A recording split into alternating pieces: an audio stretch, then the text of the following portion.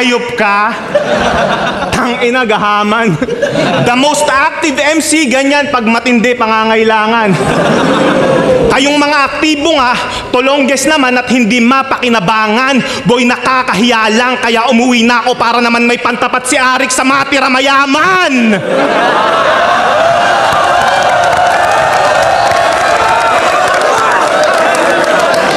Unang laban ko sa isa buhay, si Paawa 13.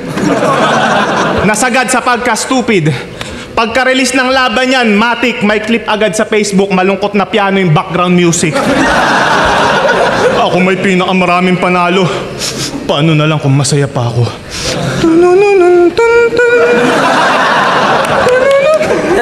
Ano? Awang-awa na kayo sa pagmumuang to? Pag ito'y nagbigti sa harap ko, baka tadyaan ko pa yung bangko.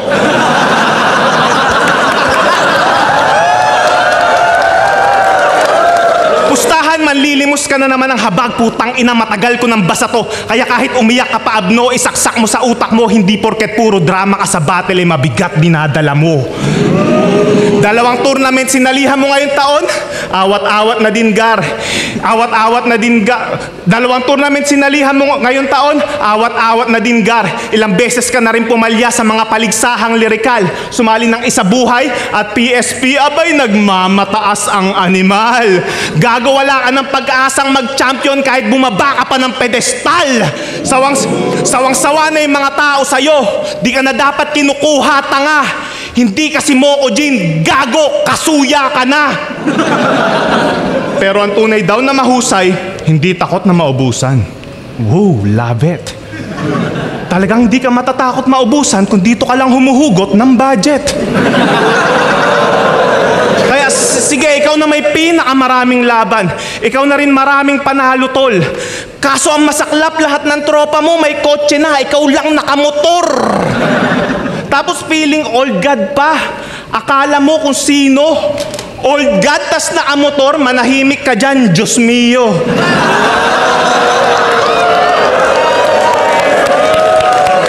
Diyos mi ulul. Sa akin pa balak maipagkarerahan nitong feeling kapita-pitagan. Mukhang mas may tarima pa sa kabilang bracket yung bonjing na si Slakwan. Kaya hindi ko gets kung bakit sa akin ka nakikipagsabayan kung si Patring nga pinakita na ang dali mo lang iwanan. Kung UFC to, galawan mo pang Michael Chandler, di mahusay na striker, stretch ka parang Chinese garter. Dapat dito ay kinakancel isang dakila na Dick Rider kahit magbatas-batasan, di ka na magbabiral after. Karir mo sa Isa Buhay, brother, ako na yung final chapter. Paano mo i-break yung law ng power, di mo ma-outshine tong master.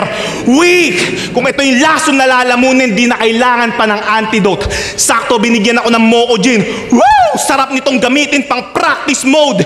Ikaw yung binigay na level 1, hindi na nakakagulat. Ilang taon din ako nagpakarambo, sanay na ako mag-training camp sa gubat. Hindi na pwedeng bumitaw ng mabababaw pa na sulat. Hindi na rin pipiyok ulit. Binigyan na ako ng kalaban na pang tune up. Eto na ang taon na ako'y kakawala sa chronosphere para may palag-palag yung Isa Buhay. Sige, ako na nag-volunteer. Ito'y babala sa tulad mong nagmamataas na bottom tier. Tingin mo sa akin bonus round, tingin ko sa inyong lahat bonus year.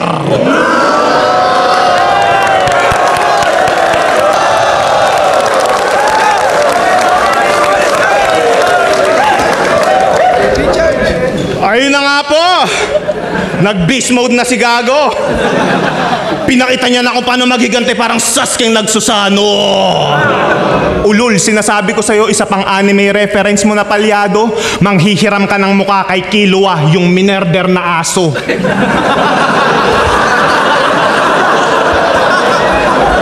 Naalala mo to?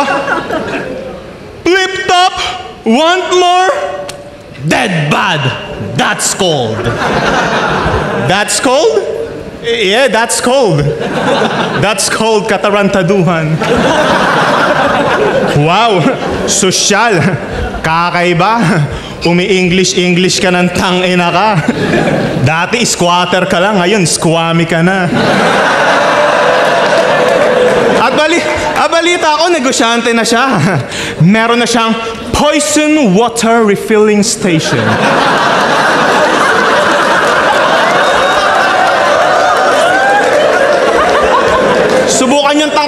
sa Manila. Pag bumili ka ng 1 galon, may kasama ng libre na amoeba. Yung tubig daw, lasang kalawang. Yung tagas ng gripo, 1 patakan. Putang ina, mas malakas pa yung tagas ng pururot mo kinabukasan. Tapos reklamo ka ng reklamo, hindi kayo mayaman. Putang ina, tuwing pagkatapos nitong lumaban, makikita mo sa Facebook, araw-araw, nasa samgyupsalan.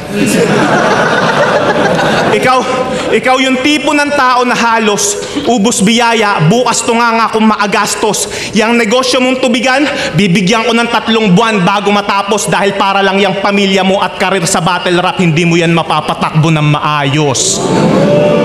Speaking of career, ba't ganun? Ngayon, tuta ka na lang ng 3rd generation supremacy. Samantalang dati, leader ka ng 13S family. Kaya anong jack of all trades, master of none? Baka tiga jack of all trades ni Master Shernan. Para sa kasikatan, si Batikas at Gerald M. Iniwan. Dating namumuno, ngayon extra na lang sa 3G at Team Pinsan. Kaya sige, ipagsigawan mo na inalipin ako ng dayuhan kesa naman sa'yo inalipin ng tinuturing mong mga kaibigan. Pero hindi, ipapakita ko kung gaano ka-toxic to, grabe. Matanong ko pare, anong feeling na sumali sa grupo na tinotalkshit mo dati? Ahon 6, day 3, naalala mo? Sabi mo, tong inang M-site yun ng sama makatitig. Hindi ako sasali ng 3GS, mga wala silang breathing. Dati, pag may open mic sa World War, 3GS, pinupulutan niya. Tas malaman-laman ko ngayon kay Shernan at M-site, nagpapakatuta ka. Yang pagsali mo sa 3GS at pagpatol sa single mom, maihahalin tulad nga. Dahil dumidikit ka lang naman sa mga tao na alam mong may bunga na. Kaya sibakin nyo na to, mga brother. Di na nga loyal na rapper, di pa loyal na partner. Alam nyo kung sinong loyal? Yung aso kong si Summer. Biro lang. Bata ka pa lang, palagi ka nang iwan. Yung airpods mo nag-bounce sa hindi malamang dahilan. Nilisan din ng katipan, pero tadhanay hindi siya pinagsasawa ang pagtripan pagkat kupal pa din yan, pues ako yung pinadala ng karma para maranasan mo naman daw kung paano balikan. Yung mga bagong sale, estilo mo ang hindi nila napili na manahin. Di dahil mahirap kang gayahin, kundi dahil nakakadiri kang gayahin. At babae din ang yung nag-iisang anak, hindi ba? So di niya rin madadala apelido mo na binibida.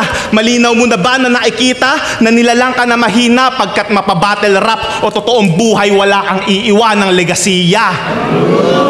Kaya hindi ko talaga magets kung ba't tinapat ako sa biktima ng child neglect na naging perfecto na sana yung mukha kaso tinubuan ng side effect. Ngayong ako'y nag-resurrect, huwag kang makulit, simulan mo na sa akin talapakan humalik. Yung pag-champion mo sa blackout, paano sa akin hihigit kung yung ngalan naman ng ligang to sa ibang bansa ko na binitbit. Kapag blackout lang nag-aapoy tong rapper na tulig, pero ngayong gabi, wa-effect na yung lingas mo, boy, may power na ulit.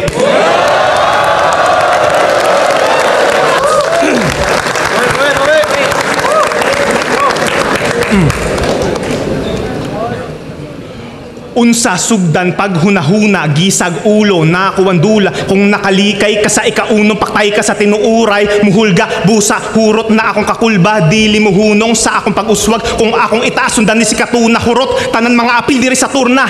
Kaya kaayo, takapatalsikot sa usa ka pintik. Ayaw ko, tistingi, pisot, pakadaghan ka og tiktik.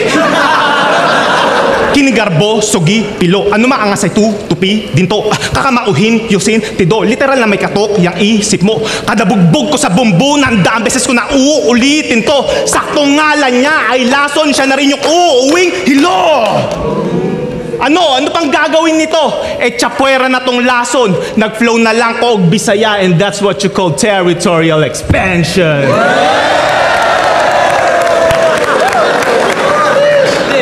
Real talk! Sikat ka na pero di ka pa rin sinasali sa Family Feud. Kasi wala kang family, dude.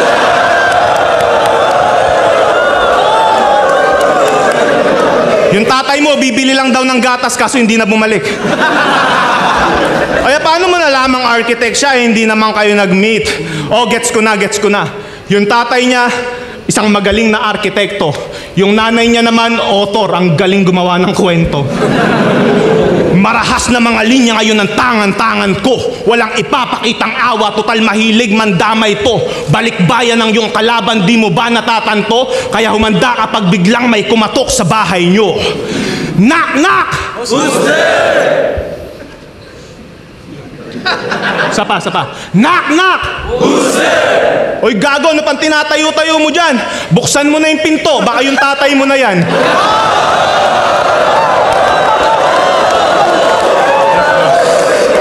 Seryoso. Sandata niya yung depresyon na lagi niyang pinanlalaban. Pag akyat sa entablado, gusto agad kinaaawaan. Hindi mo maikakaila na ikaw may pangunahing kasalanan kung bakit yung depresyon ngayon sa battle rap tinatawanan. Kasi kahit kupal yan, sa ganyan siyang estilo na sanay, konting banat nga lang naman ng buhay niyang umiikot sa sad life, makakakuha agad ng simpatsya at kung sino-sinong karamay, ganyan si Moko Jin pag on fire, ang lupit niya mang gaslight. Lason ka pa naman pero sa field na to, panira ka.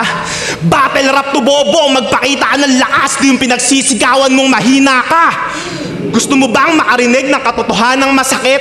Walang may pake kung yung tadhana marami sa iyong pinagkait. Hindi ka bagay maging Moko Jin. Simulan mo nang magpalit. Mas bagay sa iyo maging machete. Binubuhay ka na lang ng pait. Ikaw na mismo ang nagsabing hirap kang maghanda sa akin. Binuhos mo lahat sa labang to, boy, hindi mo man maamin. Ngayon ikaw ay lalapas tanganin. Sa leeg yan tatarakin. Pagsirit ng dugo, sa lapag patatagasin. Kaya sa susunod niyang laban, lagay niya ay alanganin. Ngayong sinaid ko na tong lason, wala nang lalabas sa pangil. Ang makakuha ng respeto, yan ang di mo alam kung paano. Ang makakuha ng respeto, yan ang di mo alam kung paano. Di porket marami ka ng laban, ganap ka ng sundalo. Kaya baba sa entablado, huwag ka nang umasa pa na manalo. Kung gusto mo akong bawian next round, i-ghost right mo ulit sa Romano. Ang epekto ng lason ay humihina in time. Ikaw ang buhay na patunay na yung 13, hindi laging prime. Kasi 4 na beses na yan sumablay, di na yan pwede sa karangalan.